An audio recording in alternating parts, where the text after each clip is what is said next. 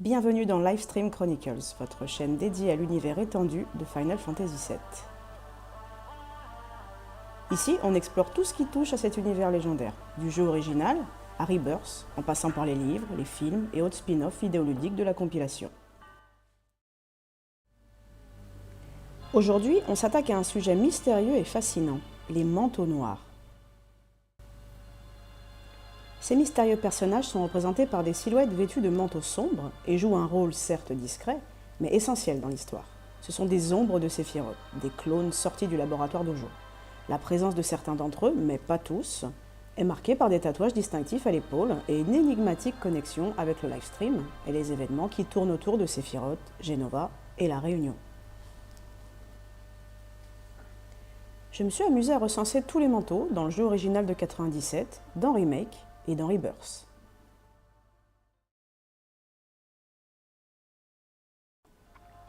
On va commencer par OG, l'original, honneur aux anciens. Allez, c'est parti pour le recensement.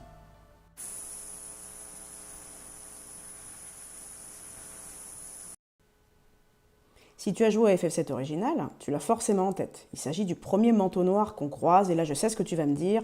T'as vu où qui portait un manteau? Oui, je sais, il n'a pas de manteau, je te l'accorde, mais il a un tatouage. Et ça, c'est beau. Il porte donc le tatouage numéro 2. Il a l'air tout malade. Aeris nous demande de l'aider. Claude, il n'a pas envie. Il dit qu'il n'est pas médecin. Il dit qu'il voit pas le rapport. Et quand on quittera les taudis du secteur 5, on ne reverra plus jamais cet homme. Quoique.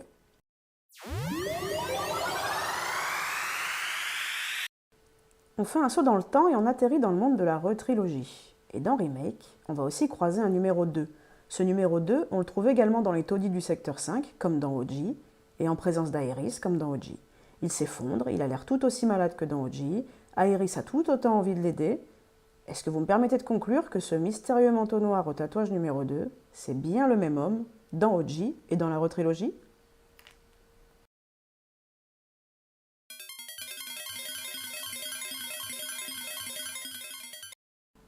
De retour dans FF7 premier du nom, messieurs, dames, et j'ai recensé 3 manteaux noirs chez Tifa. Le tatoué numéro 5 à l'entrée, le numéro 11 dans la cuisine, le numéro 4 à l'étage.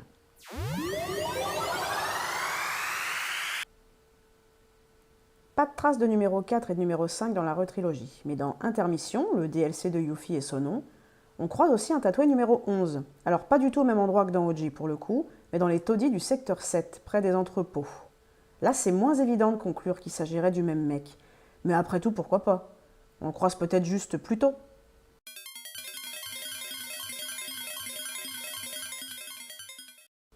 Dans OG et toujours à Nibelheim, je recense le numéro 6 dans l'auberge de Nibelheim et le numéro 12 dans l'épicerie, enfin dans cet établissement. On ne sait pas trop ce que c'est.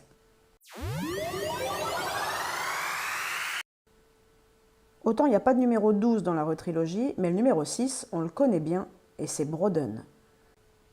Broden est un ancien membre de soldat, ce qui explique ses capacités physiques supérieures et son endurance, même dans son état affaibli. À la différence des autres manteaux noirs, qui semblent être manipulés ou mentalement brisés, il conserve une part de son humanité et une certaine autonomie. Cependant, comme les autres tatoués, il est irrémédiablement attiré par la Réunion, un processus orchestré par Sephiroth et la volonté de Jenova. Il nous fait penser un petit peu à Clad du coup.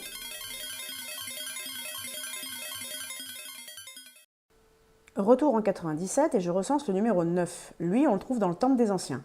On arrive, à peine rencontré, et il meurt instantanément sous nos yeux ébahis. Il n'a pas d'équivalent dans la retrilogie. Dans Rebirth, on va vite se rendre compte qu'ils sont nombreux les bougres.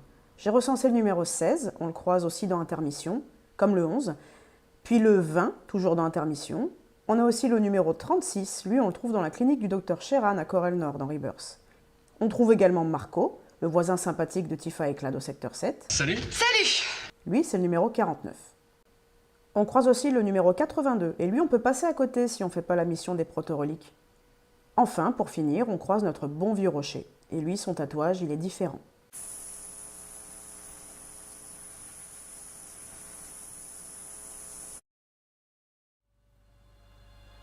Je n'ai pas oublié, évidemment, le fameux numéro 1.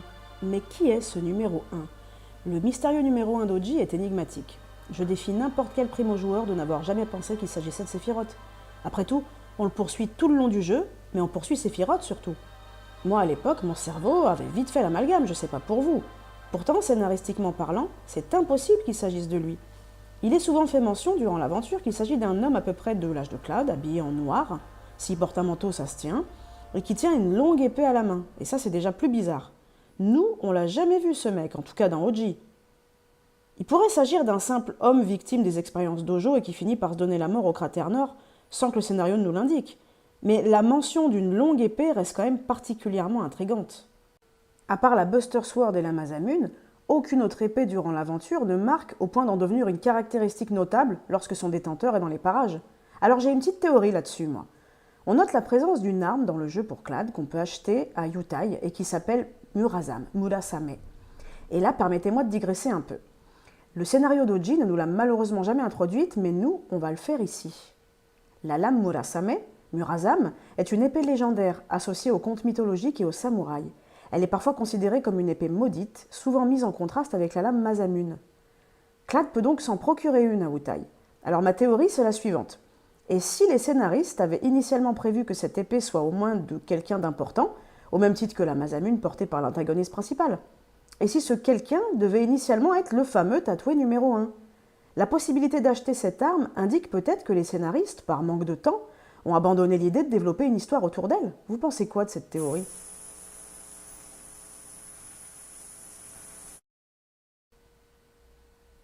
Alors dans la retrilogie, ils sont indénombrables, les manteaux noirs. Mais dans OG, les manteaux tatoués avaient l'air d'aller jusqu'à 12. Dans mon tableau de recensement, il manquerait donc les numéros 3, 7, 8 et 10. Or, à Nibelheim, on croise 4 autres manteaux noirs sans que Clad ne mentionne de tatouage.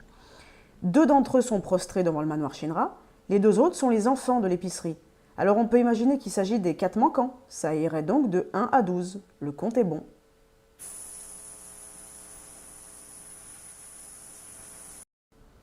Pour revenir sur Brodden, le numéro 6, on a rapidement conclu qu'on ne pouvait pas faire de lien entre le tatoué 6 d'Oji et lui, Brodden, parce que le premier, on le croise à Nibelheim et qu'on n'en sait pas plus sur lui, alors que Brodden, on le trouve à Calme et qu'on fait connaissance.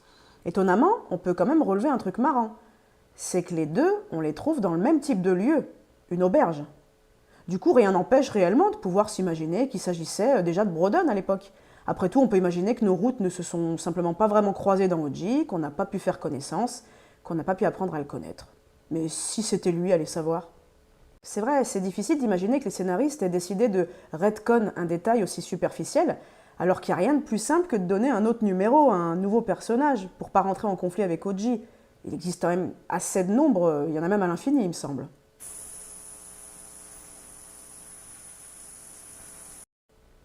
J'ai toujours pensé que dans l'original, les manteaux noirs qu'on croisait, notamment ceux de Nibelheim, se trouvaient dans leur propre maison, ou en tout cas dans un lieu qui leur est cher.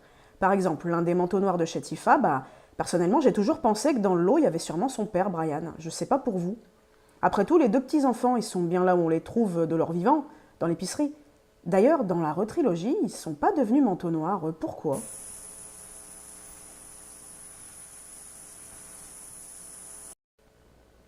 Dans Rebirth, on réalise rapidement que les manteaux noirs tatoués sont très nombreux. Puisqu'Ojo tatoue ses expériences dans l'ordre numérique et qu'on croise le numéro 82 à Corel Nord, on déduit aisément qu'ils sont au moins 82. Autre déduction qu'on est amené à faire, Ojo tatoue les spécimens qu'il considère réussis au regard du projet Genova et de sa volonté de créer des clones de Sephiroth. Les tatoués sont donc des individus ayant reçu des injections de cellules S, ces mêmes cellules qu'il avait injectées à Zack et Clad. Dans OG, il n'avait pas manqué de balancer à Clad qu'il était une expérience ratée, sans même un numéro. Parce que oui, il ne tatoue que les bons éléments pour lui, les meilleurs candidats au poste de clone de Sephiroth. Prenons Zack. Pour Ojo, c'est bien une expérience ratée aussi. Le rapport à Nibelheim mentionne bien que l'organisme de Zack n'a eu aucune réaction à la suite des injections. Aucun intérêt pour Ojo, Zack du coup.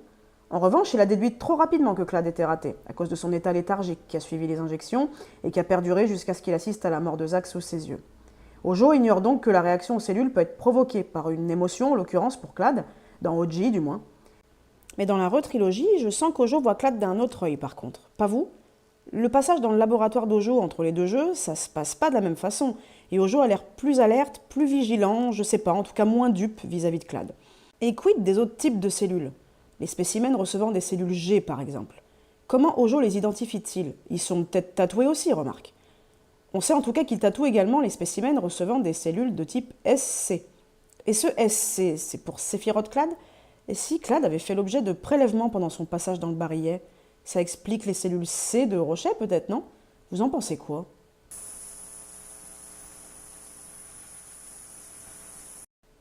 Si on veut pousser la réflexion sur la numérotation des clones, j'ai une petite théorie sympa sur le sujet.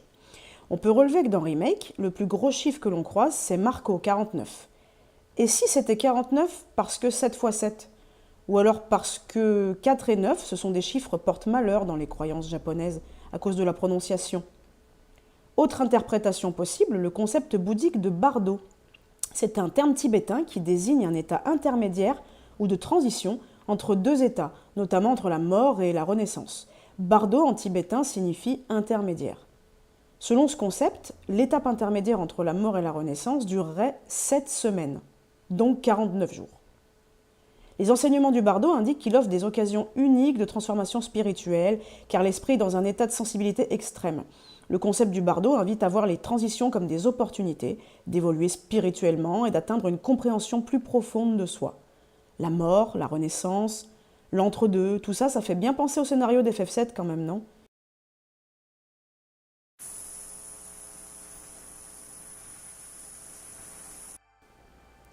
Alors avec ce qu'on sait des manteaux noirs, Nanaki serait donc le 13e clone de Sephiroth. Bah rien n'est moins sûr. Alors, non pas qu'une idée aussi saugrenue que l'injection de cellules S sur un animal n'ait pas traversé l'esprit tort du dojo, mais plutôt à cause de la nature du tatouage. En effet, Nanaki, Red, porte un tatouage écrit en chiffres romains et pas en chiffres arabes comme tous les autres spécimens. Et ça, ce serait étonnant que ça n'ait pas d'importance. Mais alors, de quelle expérience Red a-t-il fait l'objet? En tout cas, dans Oji, Red a peur de devenir comme un manteau noir. Il le dit, il en fait part à l'équipe. Il pense que ça lui pend au nez comme Clad en fait. Donc Red pense, ou il sait, qu'il a fait l'objet des mêmes expériences que les manteaux noirs dans Oji. Et le scénario nous laisse toujours penser qu'il fait partie du même plan diabolique dojo finalement. Dans la retrilogie, par contre, c'est beaucoup moins sûr. Vous en pensez quoi, vous? Eh bien, exprimez-vous dans l'espace commentaire, c'est à vous. Ça me ferait vraiment plaisir de lire vos idées, vos analyses et puis d'avoir votre avis sur cette petite vidéo. C'était un sujet qui me tenait à cœur et on n'a pas souvent vu ce sujet abordé sur le YouTube francophone en tout cas. Je vous remercie beaucoup d'avoir visionné cette vidéo. Si vous avez aimé, faut pas hésiter à vous abonner, à mettre un petit pouce en l'air, partager. Merci à toutes, merci à tous et à une prochaine vidéo dans le live stream.